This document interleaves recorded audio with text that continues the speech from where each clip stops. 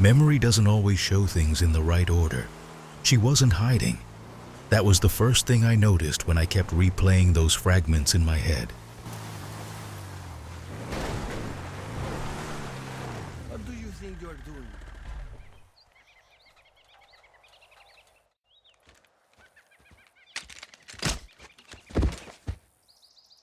Cayo Perico knows how to look like paradise from a distance. But paradise doesn't have searchlights, armed patrols, and people who figure out way too fast who they're not supposed to let go.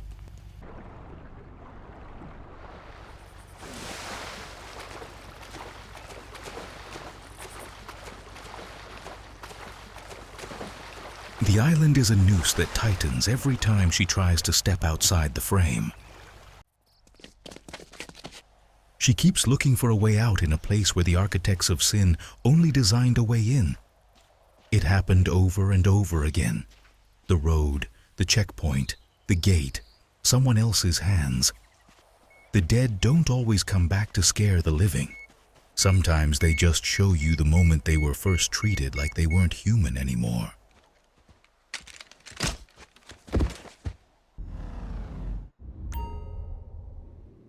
Waking up at bottom dollar, I couldn't always tell where the dream ended and my shift began. This morning, I woke up certain that I'd seen one of the faces on the wanted board before, not in a report, not in a database, but in one of those fragments Loro kept leaving me instead of testimony. Chaz Lieberman was a small-time player with big-time debt. The Armenian mob wanted him for a bad bet. The law wanted him for embezzlement, and I wanted him for a name he didn't even know he knew. One of his creditors turned out to be a middleman who used to move cash for Rubio's people. Chaz had nothing to do with Loro's death, but he was a door, and that door opened in the right direction.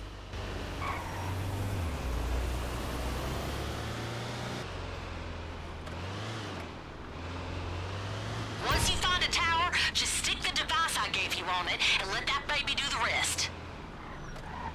Hey, you're not allowed in here! To find Chaz, you didn't ask people questions. You listened to the city through its own antennas. In Los Santos, every tower knows something.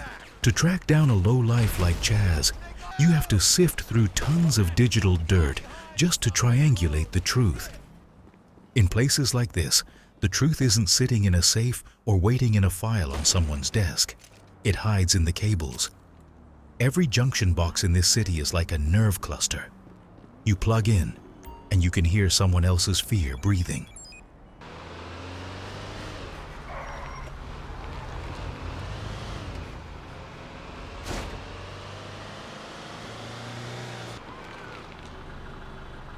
One tower gives you noise, two give you direction.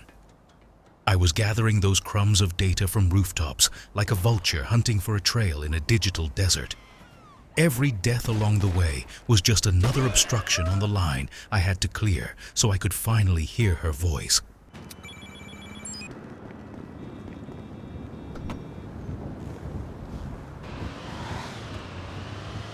Warehouses in La Mesa rarely store just merchandise.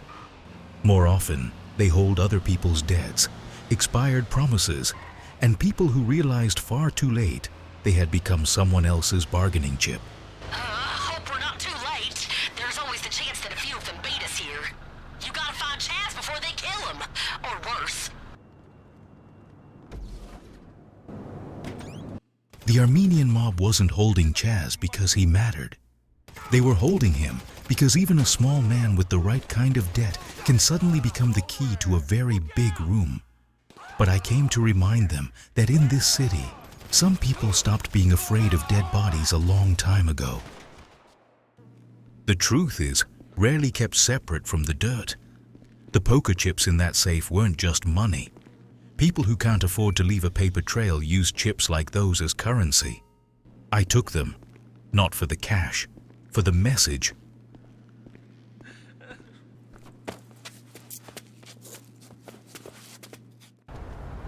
Fuck you!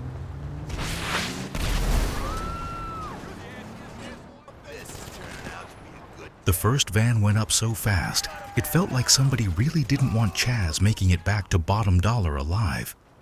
Jeanette sent a second van without asking too many questions, because by now she understood. When I ask for backup wheels, it's better not to ask what happened to the first set. The Armenians thought blowing up the van would stop time, but the mechanism inside my head couldn't be switched off anymore. Every step toward the new ride felt like sinking deeper into a nightmare where the rules were written in blood on asphalt that hadn't even cooled yet. In this city, you either burn the bridges or become part of the fire, and today I had no intention of turning into ash. Chaz was still breathing, which meant those small, dirty, terrified little doors to Vinewood hadn't closed yet.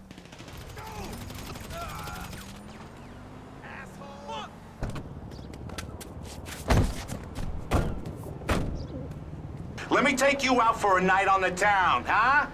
You like girls, guys? I know the best spots in town for both. Just let old Chaz take care of you, huh? You'll forget all about this. Shut up. You already cost me one van. All right, listen. I know it looks like I don't have money, but I do. I got like 16 lotto tickets in my pocket right now, and I swear on my life, none of them are expired.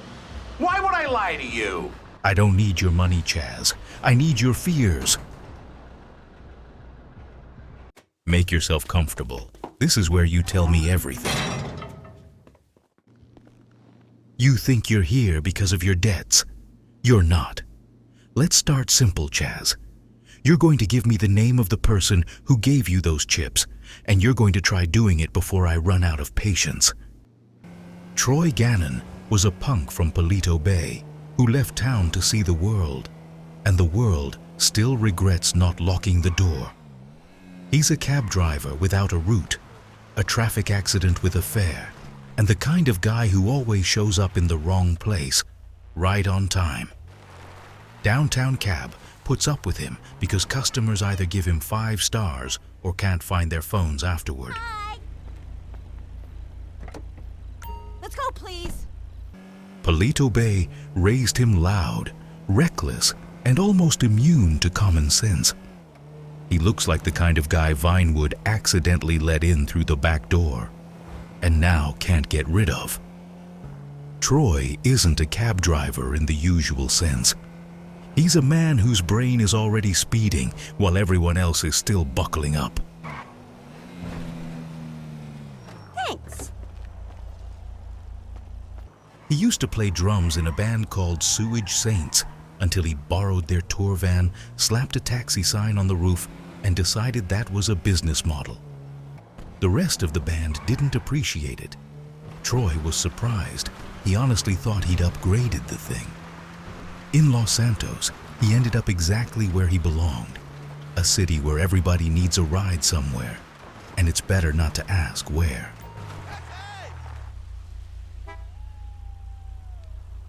Hey! Cool, let's go.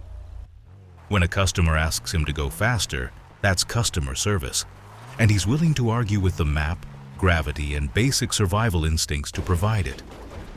What the hell? Passengers who survived that kind of ride usually stopped calling cabs at night. His greatest strength is that he's not afraid to look like an idiot. People call him when they don't just need a ride. They need a shot at outrunning reality while it's breathing down their neck. Troy doesn't ask questions. He just hits the gas while the customer silently counts their sins in the back seat. Hey! Thank you! You gotta be shitting me! I'm not a tourist, so no long routes, yes?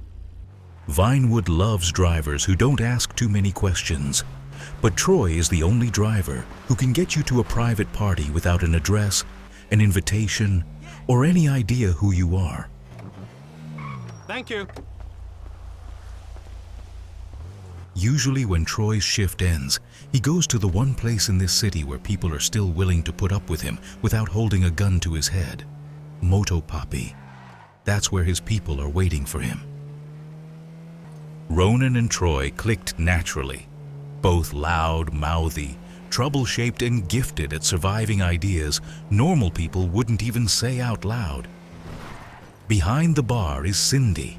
She used to work at the clubhouse Troy and his friends had, back when he was still raising hell in Palito Bay. Before that, she was in Sandy Shores, where bartenders age faster than whiskey. Cindy has seen enough not to be surprised by any of them. What's it gonna be? Cindy, give me the usual, please, and don't water it down.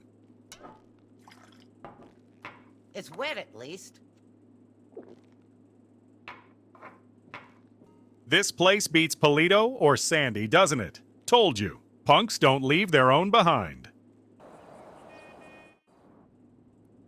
Ronan O'Shea owns Moto Papi, a counterfeit cash factory in Cypress Flats, and the reputation of a man who always has a plan. But only the first half of it. He can sit in front of a laptop for hours, leaning into the screen, leaning back again, pretending to think, when really it means one of two things. Either the second half of the plan was just born, or he's already forgotten how the first half started. He turned chaos into a lifestyle, and every morning after whiskey into a small personal resurrection. It's easy to mistake him for a clown until you realize. Sometimes he plays the fool just so no one notices how much he actually sees. Troy Gannon, I was starting to think somebody finally buried you instead of tipping you. Almost, but I escaped because the dirt was cold. For a cab driver, you end up around other people's secrets way too often. What's the city saying? Everybody's running their mouth about some pink ice hitting the streets. They say it's cleaner than your conscience. Pink ice? Heard a bit about it. I heard they call it Muerto Perico, and I heard the people moving it don't stay on the road for long. But what do you care what your passengers are getting high on in the back seat? I care a lot, because the people talking about it have started paying with bills that look a little too much like your handiwork from Cypress Flats. The names they whisper usually end in gunfire. I don't think this pink meth is a drug. I think it's a root.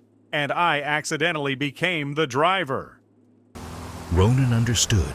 When your product becomes the currency for something as toxic as pink ice, it's time to change your signature.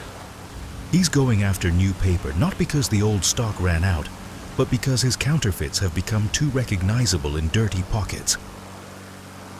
Ronan doesn't often stop before driving straight into chaos. His plan was only half ready again, but the second half usually gets born right around the moment you smell gunpowder in the hot desert air. If he starts looking for a fence to hide behind, it means the situation stinks worse than last night's whiskey. A van full of paper isn't just a score. It's a way to rewrite the rules of a game where your own bills suddenly start smelling like somebody else's product. For men like Ronan, a clean sheet isn't a metaphor, it's a necessity. Because a dirty trail always brings questions he doesn't want to answer.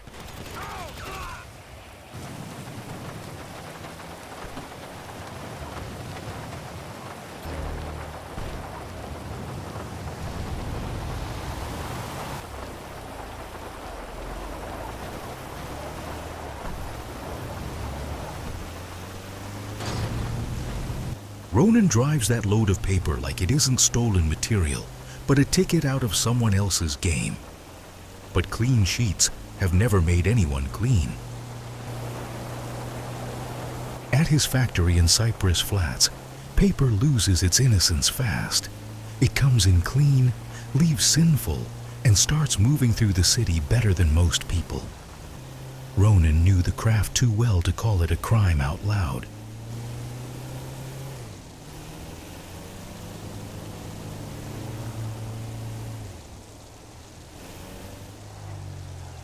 Listen carefully. We're not moving the old paper anymore, we're not printing the old runs, and we're not repeating the old mistakes. If anyone asks why, tell them Papi suddenly found religion in quality control. Every bill now decides whether you wake up tomorrow.